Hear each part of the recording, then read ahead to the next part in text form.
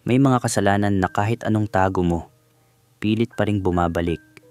Mga lihim na kahit gaano mo gustong ibaon sa limot, nananatili silang buhay, sumisigaw sa konsensya, humahabol sa bawat gabi ng katahimikan. At minsan, ang pinakamasakit sa lahat ay yung pagmamahal na dumating sa maling oras, sa maling tao, pero sa tamang pakiramdam. Welcome sa M2M Desires, kung saan binibigyang boses natin ang mga kwento ng pag-ibig, pagnanasa, at mga lihim na hindi madaling ikwento. Mga kwentong minsan ay masakit, minsan ay nagdudulot ng pag-asa, at laging totoo.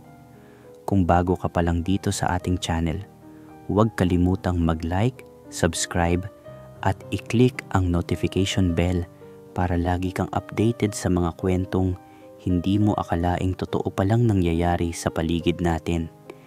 I-share mo na rin ang video na ito kung gusto mong may makabasa o makarinig ng mga kwentong tulad nito, mga kwentong totoo, matindi, at puno ng emosyon. Bago natin simulan, isang mainit na shoutout muna kay Abel Alejo mula sa Maconacon. Isabela, maraming salamat sa walang sawang suporta sa ating channel. At sana ay patuloy mong pakinggan ang mga kwento natin gabi-gabi. Handa ka na ba?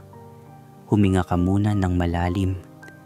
Dahil ang kwentong ito ay hindi basta-basta. Isang kwentong puno ng tukso, kasalanan, at pagnanais na pilit ikinukubli ng isang ama. Tara, simulan na natin ang kwento. Kuya Will, magsisimula na ako ng kwento ko. Matagal-tagal ko ring tiniis bago ko nagawang ikwento ito ng buo sa kahit kanino. Ako nga pala si Ben, 45 taong gulang, may asawa at 2 anak na babae. Ang panganay kong si Michelle ay nag-asawa ng lalaking taga Cebu, si Henry. Sabi niya, kontratista raw siya at may sariling negosyo sa construction. Mukhang mayaman, magaling magsalita, at halatang sanay makihalubilo. Noong una naming makilala si Henry, sobrang presentable niya. Laging naka-polo shirt, naka-Ray-Ban, at may suot pang relo na sabi niya ay Rolex. Binigyan pa niya kami ng mga regalo noong una siyang bumisita dito sa Bulacan. Panahong nanliligaw pa lang siya kay Michelle. 2 taon silang naging magkasintahan bago nagpakasal. Ang bilis ng mga pangyayari, simbahan ng kasal, malaking reception, at lahat ay parang perpekto noon. Pero makalipas ang 6 na buwan mula nang ikasal sila, bigla na lang bumagsak ang negosyo ni Henry, nawalan siya ng mga proyekto, at tuluyang naubos ang pera nila. Doon ko nalaman na may kaso pala ang business partner niya, dahilan para ma-freeze lahat ng accounts nila. Wala na silang ipon, at wala na ring pinagkukunan ng kita. Doon nagsimulang magkaproblema. Hindi na makapag-ambag si Henry sa mga gastusin sa bahay. Si Michelle naman, hindi na makapagtrabaho dahil buntis na siya noon. Kaya kami ng misis ko, napilitan kaming akuin ng lahat, pati sila, kinupkop na rin namin. Pinatira namin sila sa lumang bahay namin sa likod ng main house. Dati yun ang tambayan ko, pero pinaayos namin para maging maliit na apartment. May sarili naman silang kusina, banyo at medyo maluwang na kwarto. Sakto na para sa bagong pamilya nila. Pero dahil wala na talagang pera si Henry, pati gastos sa ospital ng mga anak si Michelle, kami ang nag-shoulder ng lahat. Mahigit 20,000 rin iyon, malaking halaga na para sa amin. Simula noon, palagi na siyang nanghihiram ng pera sa akin. Minsan pambili ng gatas o diaper, minsan pang grocery, minsan 500, minsan 1,000. Hindi naman ako tumatanggi dahil anak ko si Michelle at gusto kong tulungan sila. Pero habang tumatagal, napansin kong parang nawawala na ang hiya ni Henry. Kung nasaan ako, bigla na lang siyang susulpot para manghiram. Minsan sa tindahan, minsan sa palengke. Parang lagi na lang siyang nakasunod sa akin. Parang anino ko na si Henry. Isang hapon, nasa bodega ako ng rice mill na pag-aari ko. Nag-i-inventory ako ng mga kaban ng bigas na bibilhin ng mga tindahan sa bayan. Sobrang init noon, halos walang bentilasyon sa loob. Nakasando lang ako at shorts at pawisan na pawisan. Bigla na lang pumasok si Henry sa bodega. Hindi ko man lang siya narinig dahil malakas ang volume ng radyo ko. Nang lumingon ako, andoon na siya. Nakatayo sa may pintuan, tahimik lang na nakatingin sa akin. Nagulat ako kasi akala ko wala nang ibang tao sa paligid. Umalis na lahat ng trabahador ko. 5:00 na rin kasi ng hapon noon. Tinanong ko siya, "Henry, bakit ka nandito? May kailangan ka ba?" Lumapit siya sa akin pero iba ang ngiti niya. Hindi ko maipaliwanag kung bakit, parang may tinatago. Sabi niya, "Pa, pwede po ba akong makahiram ng 300? Wala na po kaming gatas ng baby. Ubos na talaga." Sumagot ako, "Sige, pero nasa bahay yung wallet ko. Samahan mo ako, kunin natin." Pero umiling siya. "Pa, dito na lang po muna tayo. May gusto po sana akong sabihin sa inyo." Nagtaka ako. Bakit dito pa sa bodega? Naisip ko. Ang init, madumi, at amoy bigas pa ang paligid. Pero umupo siya sa isang sako ng bigas at parang hinihintay akong umupo rin. Kaya naupo na rin ako sa kabila. Tinanong ko, "Ano yon, Henry? Bilisan mo lang ha, kasi uuwi na rin ako." Hindi siya sumagot agad. Panay ang lingon niya sa paligid. Parang nag-iipon ng lakas ng loob. Pagkatapos ay bigla siyang tumingin diretso sa mga mata ko. Yung tingin niya, may kakaiba, parang may laman. Nakaramdam ako ng kaba, pero hindi ko pinahalata. Tahimik lang akong naghintay. "Pa," sabi niya, mabagal at mahinahon. "Alam ko pong ang laki na ng utang ko sa inyo. Alam ko pong wala akong pambayad. Pero gusto ko pong magbayad kahit papaano. Kahit anong paraan gagawin ko." Nagtaka ako sa sinabi niya. Sabi ko, "Henry, anak kita. Hindi ko kailangan ng bayad. Kapag nakakuha ka ulit ng trabaho, saka mo na lang ako bayaran kung..." Tumigil ang mundo ko noon, Kuya Will. Lahat ng sinabi ni Henry, totoo. Matagal na yon. Mga 10 taon na ang nakakaraan. May kasosyo ako noon sa rice mill, lalaki rin, si Robert. Naging malapit kami. Sobrang lapit. Hanggang sa nauwi sa relasyon. Oo, Kuya Will. Naging kami ni Robert sa loob ng 3 taon. Walang nakakaalam, kahit ang misis ko, kahit ang mga anak ko, sekreto namin yon. Pero dumating ang araw na nag-migrate si Robert sa Canada. Doon siya nag-asawa ng babae. Doon na rin natapos ang lahat.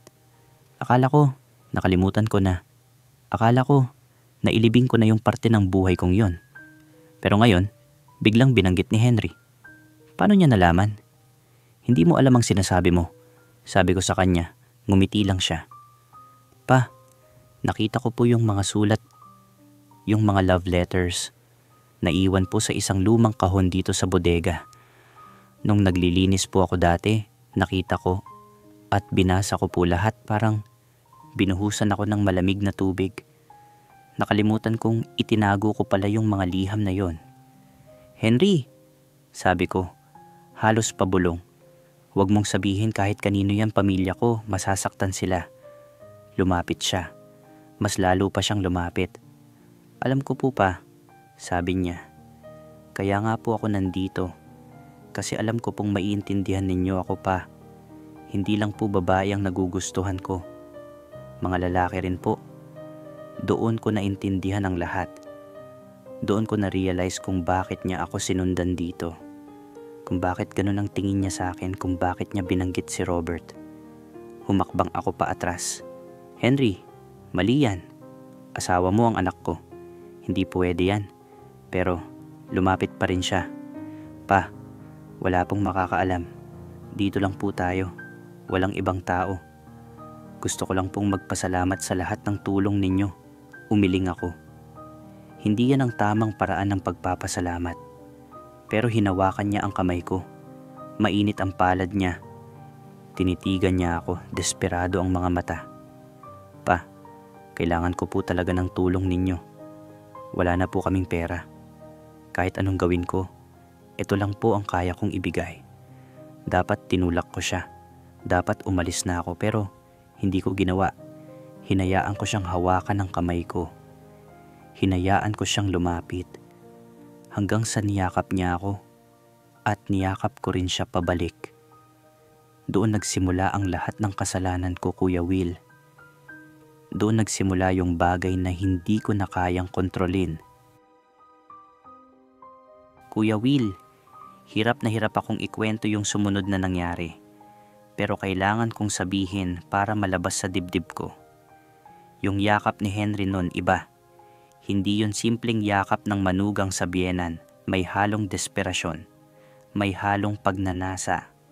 At ako, sa halip na itulak siya, niyakap ko rin siya ng mahigpit. 2 taon na akong hindi nakakahawak ng lalaki. 2 taon na akong nagpretend na straight ako, na masayang asawa at ama. Pa, bulong ni Henry sa tenga ko. Gusto ko po kayo. Simula pa po nung unang kita ko sa inyo. Dapat nainis ako. Dapat nagalit ako. Pero hindi. Nakaramdam ako ng init sa katawan ko. Yung init na matagal ko nang kinalimutan. Yung init na naramdaman ko lang noon kay Robert. Henry, mali ito, sabi ko. Pero mahina lang ang boses ko. Walang conviction. Alam niyang hindi totoo ang sinasabi ko. Hinalikan niya ako sa leeg. Napatitig ako. Ilang taon na akong hindi hinalikan ng ganong paraan. Ang asawa ko, pang lips lang ang halik, walang passion. Pero si Henry, bawat halik niya parang apoy. Nagsimula akong manginig. Pa, sabi niya pa, wala pong makakaalam. Secret lang po natin to. Hinawakan niya ang mukha ko. Tiningnan niya ako sa mata. Please po, sabi niya. Kailangan ko po talaga ng tulong niyo. At alam ko po na kailangan niyo rin to. Totoo yun. Kailangan ko yun. Kailangan kong maramdaman ulit na lalaki ako. Na may gustong gusto sa akin. Na sexy ako. Kahit matanda na ako. Kaya hinayaan ko siya. Hinayaan kong halikan niya ako sa labi. Ang sarap nung halik niya, Kuya Will. Parang nag-flashback lahat ng memories ko with Robert.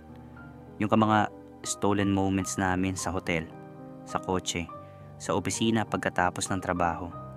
Lahat ng yun, bumalik. Pagkatapos ng halik, napaupo ako sa sako ng bigas. Umupo si Henry sa tabi ko. Hawak niya pa rin ang kamay ko. Pa, tara na po, sabi niya. May alam po akong lugar. Yung lumang storage room sa likod. Walang pumupunta doon. Alam ko yung lugar na yun. Doon ko dati dinadala si Robert. Doon kami nagkukulong para makapag-usap, makapag-cuddle, Pero hindi ko alam na alam ni Henry yung lugar na yon. Parang pinag-isipan niya talaga to. Parang plano niya talaga to. Hindi na, Henry, sabi ko, kahit ayaw kong tumayo. Uwi na tayo. Baka hinahanap na tayo ni Michelle. Pero hinila niya ako. Pa, sandali lang po, pangako po. Tapos wala na pong malalaman kahit sino. Tumayo ako.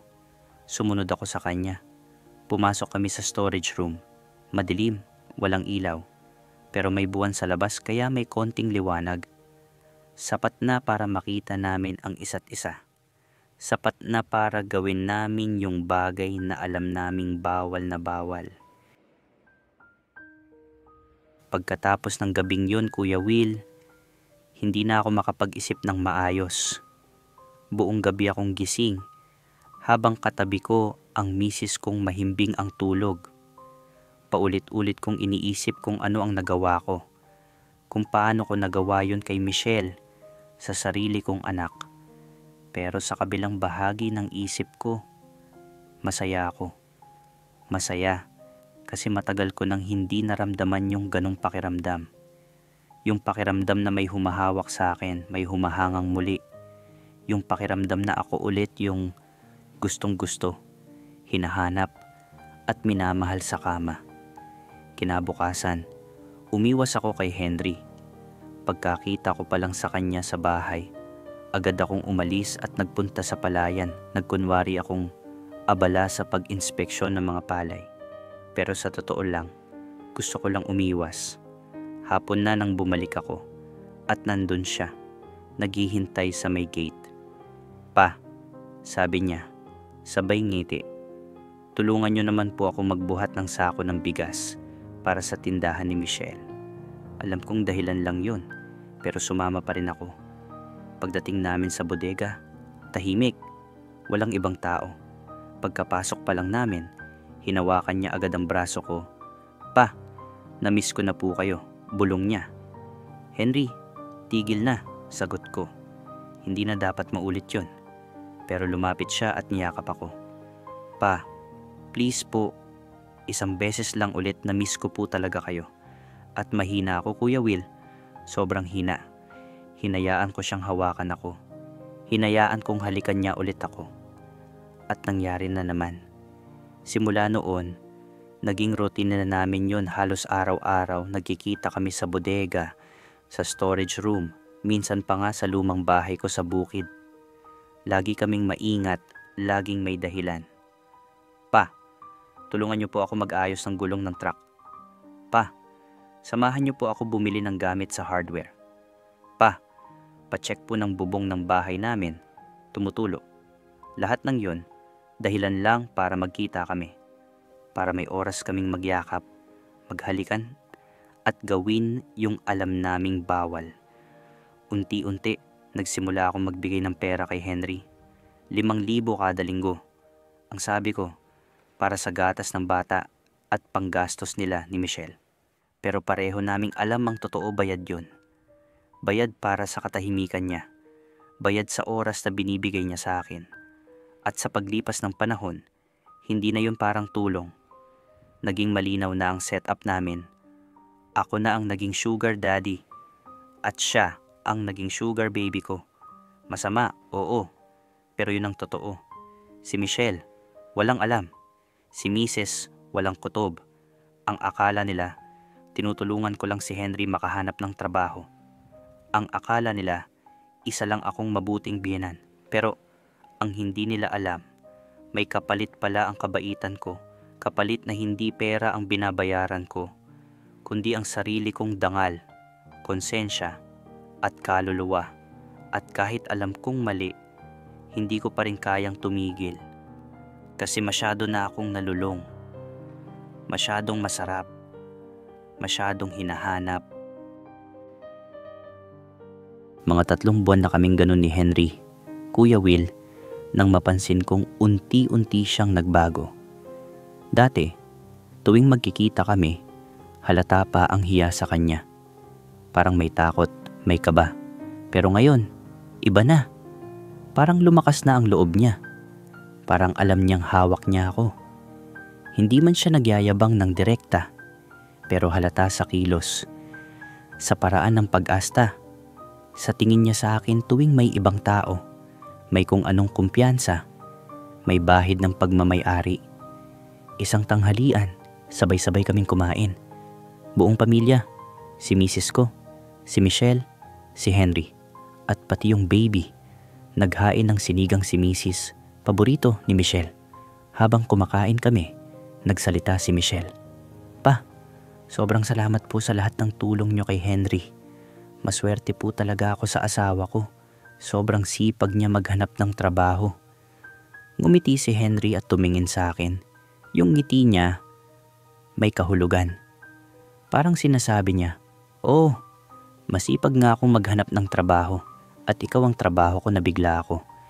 Napatigil ako sa pagkain at napainom ng tubig. Parang gusto kong itago ang kaba. Napansin ni Mrs., "Ben, okay ka lang? Namumula ka?" Tumango ako. "Oo, mainit lang siguro." Pero alam ko ang totoo. Namumula ako hindi dahil sa init, kundi sa hiya at takot. Takot na baka napapansin na ni Mrs. o ni Michelle.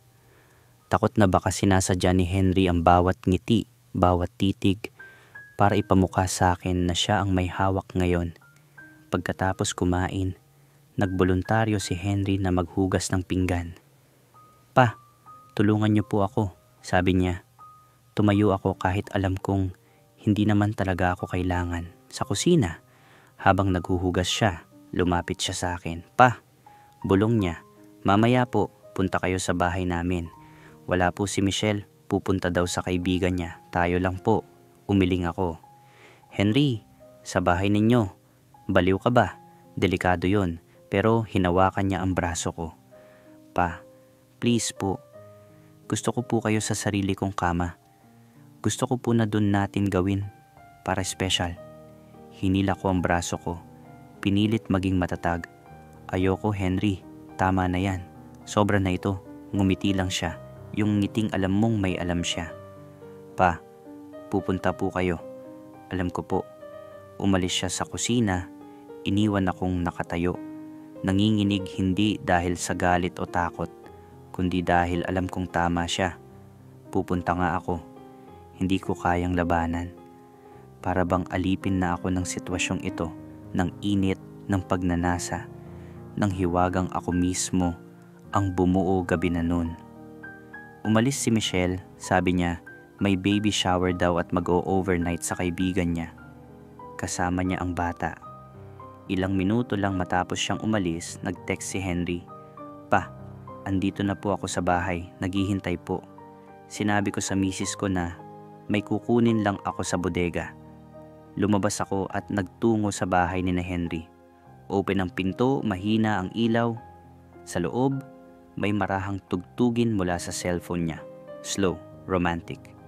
Pa, tawag niya mula sa kwarto. Pumasok ako. Nandun siya, nakahiga sa kama, naka-shorts lang, walang pang itaas. Nakatingin sa akin, yung tingin na parang pagmamay-ari. Halika po, sabi niya, sabay tapik sa tabi niya. Lumapit ako, umupo ako sa gilid ng kama.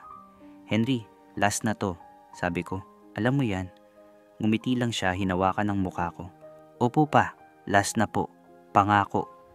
Pero pareho naming alam na hindi totoo yun. Alam naming wala na akong kawala. Alam naming hindi ko na siya kayang iwasan. Alam naming trapped na ako.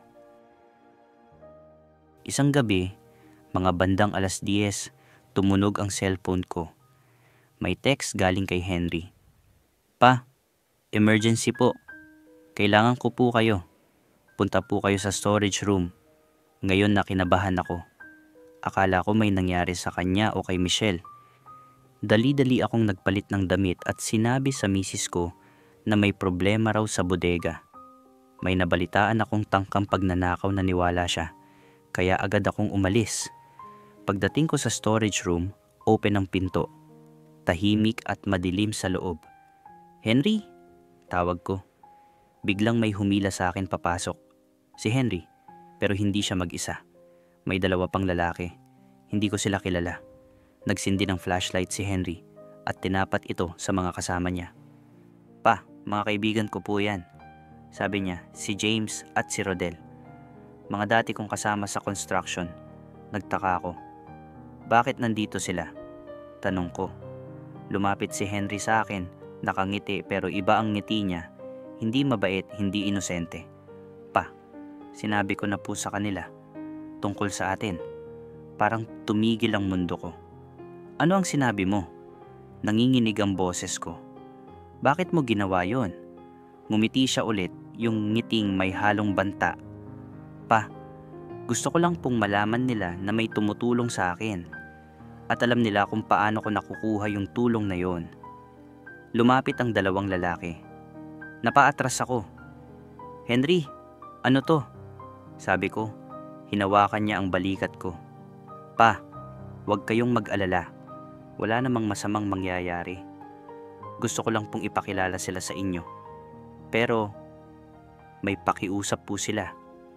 May utang po ako sa kanila at gusto kong tulungan sila kapalit ng tulong nila sa akin dati kung mawala ako sa pagkakahawak niya. Anong klaseng tulong? Tanong ko. Tumingin siya sa dalawa, tapos ngumiti. Pa, kailangan lang po nila ng pera. 50,000 piso po sana, pautang lang, babayaran ko naman po. Umiling ako. Henry, sobra na yan. Hindi ako palaging may pera. Pero lumapit yung isa. Si James. Matangkad, malaki ang katawan. At may malamig na boses. "Boss," sabi niya. "Sabi ni Henry mabait ka raw, matulungin. Kaya alam naming tutulungan mo kami." Napansin kong may hawak siyang cellphone. Itinapat niya sa akin. May litrato naming dalawa ni Henry. Walang damit, magkasama sa kama. Parang nanlamig ako. "Saan mo nakuha yan?" Tanong ko, halos pabulong. Si Henry ang sumagot. "Pa, ako po kumuha, secret lang sana yan. Pero kung hindi niyo po matutulungan ang mga kaibigan ko, baka po mag-leak yan. Baka makita ng pamilya niyo." Doon na sumabog ang galit ko. Tinulak ko siya, "Blackmail to, Henry. Ganun ka na ba kadesperado?" Ngumiti lang siya, kalmado pa rin. "Pa, hindi po ito blackmail. Tulong lang po. Pautang lang naman.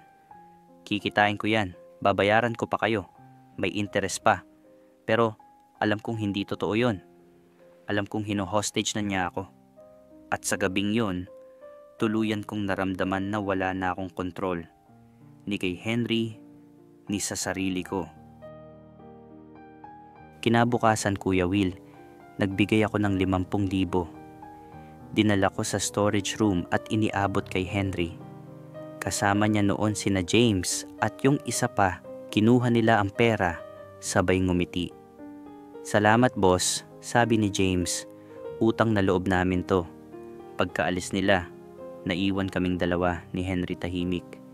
Tinitigan ko siya at saka ako nagsalita. "Tapos na to, Henry," sabi ko. "Hindi na tayo magkikita ng ganito. Hindi na tayo mag-uusap ng ganyan, tapos na." Lumapit siya sa akin. "Pa, galit po ba kayo?" Tanong niya. Mahina ang boses, parang batang natatakot. "Oo, Henry, galit ako." Sagot ko. "Ginamit mo ako, binlockmail mo ako." Yumakap siya sa akin. "Pasensya na po, pa. Desperado lang po talaga ako." "Pero pa, alam niyo naman pong mahal ko kayo, di ba?" Itinulak ko siya palayo. "Mahal? Yan ba ang tingin mo sa ginawa mo? Love yun?" Pero hinawakan niya ang mukha ko. At bago ko pa siya mapigilan, hinalikan niya ako. Sa galit ko, hinalikan ko rin siya pabalik. Halik na puno ng inis, sakit, at pagkadismaya. Galit na halik. Pagkatapos, napasandal ako sa dingding, tahimik lang, parang naubusan ng lakas. "Bakit ganito, Henry?" Tanong ko. "Bakit mo ako ginagawang ganito?" Umupo siya sa sahig, nakatingala sa akin. "Pa, kailangan ko po ng pera. Kailangan ko ng paraan. At kayo po yung paraan ko. Sorry po kung nasasaktan ko kayo. Pero pa, sana kayo rin. Maintindihan nyo rin ako." "Maintindihan?" Sigaw ko. "Paano kita maintindihan kung ginamit mo ako? Niloko mo ako?" Tumayo siya at muling lumapit.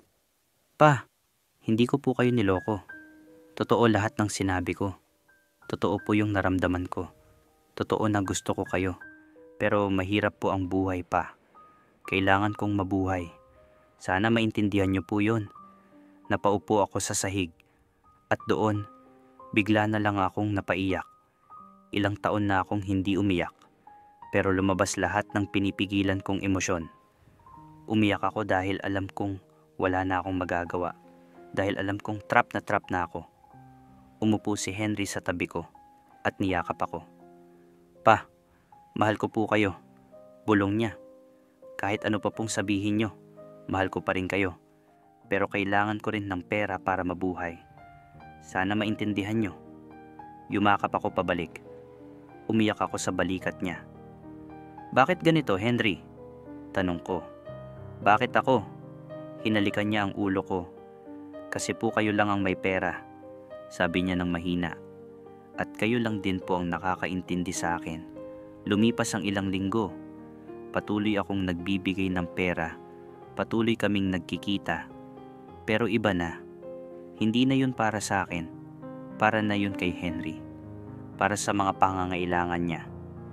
Naging transaksyon na lang ang lahat, naging bayaran. At ako, pumayag kasi takot ako. Takot akong malaman ng pamilya ko. Takot akong masira ang buhay ko. Kaya nagpatuloy ako. Nagbigay ako, sumunod ako. Hanggang sa tuluyan na akong naging alipin ng sitwasyon at ng taong minsan kong minahal.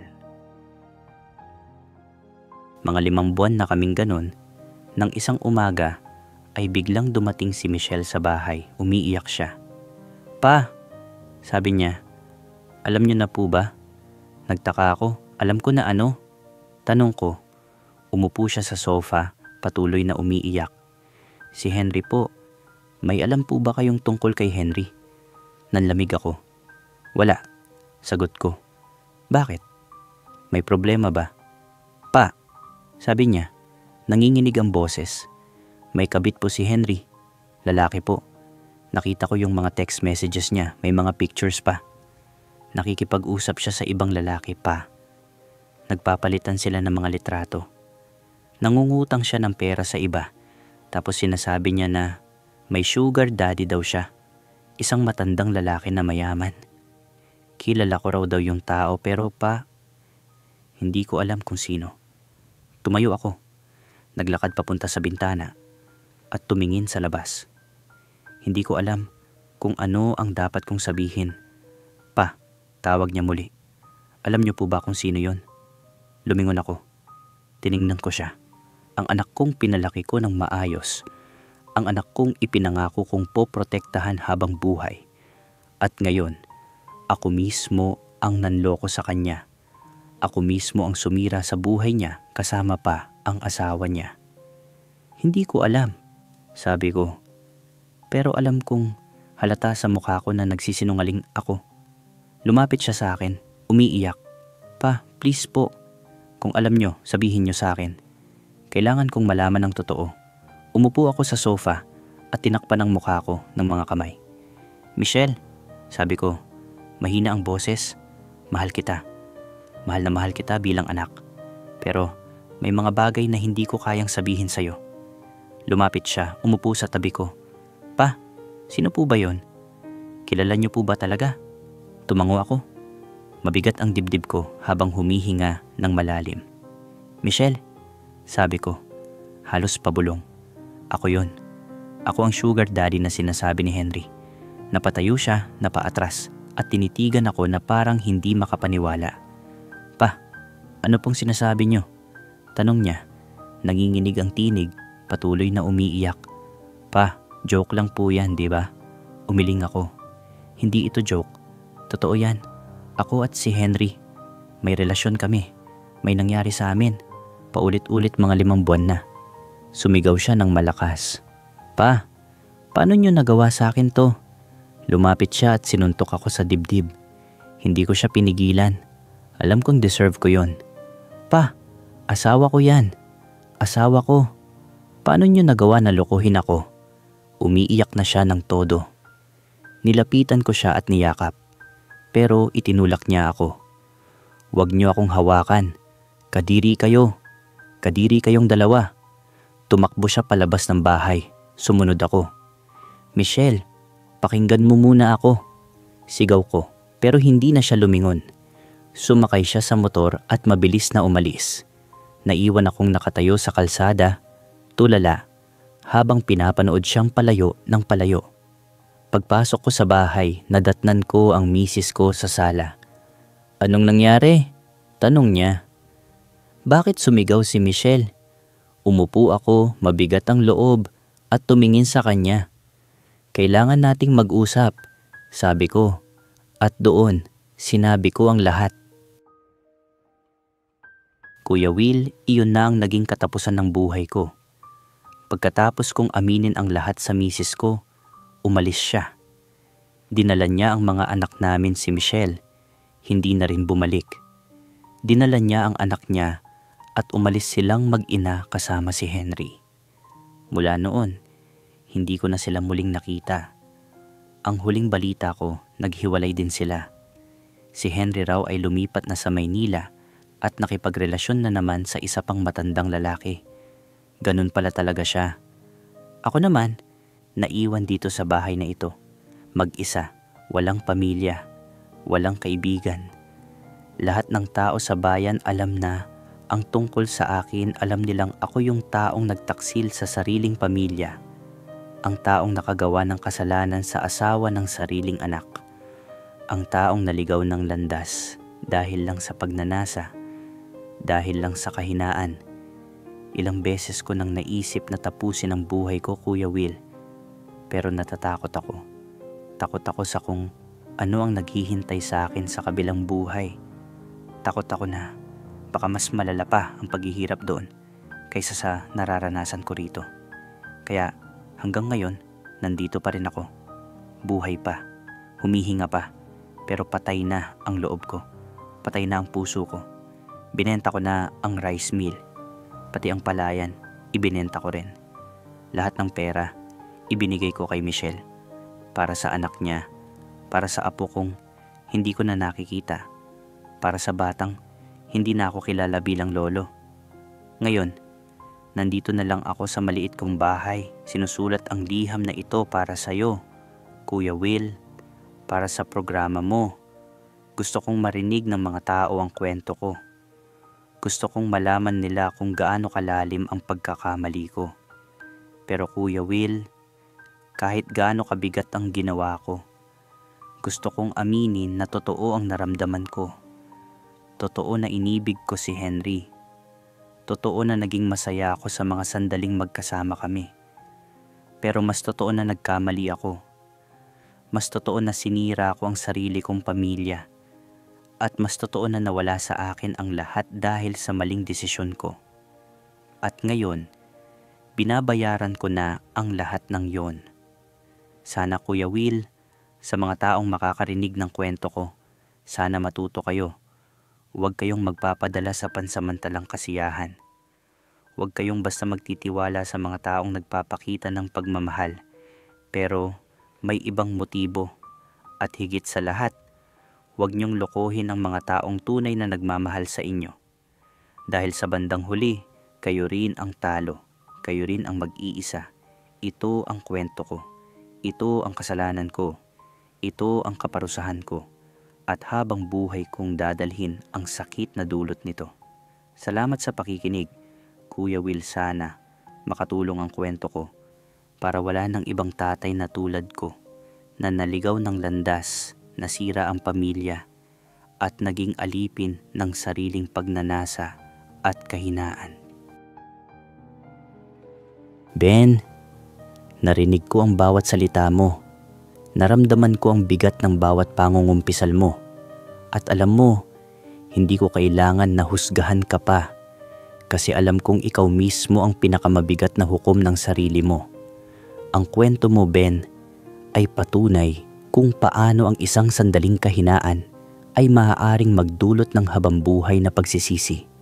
Minsan, sa paghahanap natin ng sarili, sa paghahanap natin ng kaligayahan na matagal nang nawala, nakakalimutan nating may ibang taong masasaktan, may pamilyang masisira, may tiwalang mawawasak. Pero alam mo, Ben, hindi ka nag-iisa. Maraming tao dyan ang tulad mo, na may lihim, na may pinaglalaban sa sarili, na may pagkakamaling hindi alam kung paano babawiin. At sa pagbabahagi mo ng kwento mo, binigyan mo sila ng babala. Binigyan mo sila ng aral, na kung minsan, ang pinakamahirap na desisyon ay ang pagsasabi ng hindi sa sarili natin. Ben, alam kong sobrang hirap ng pinagdadaanan mo ngayon.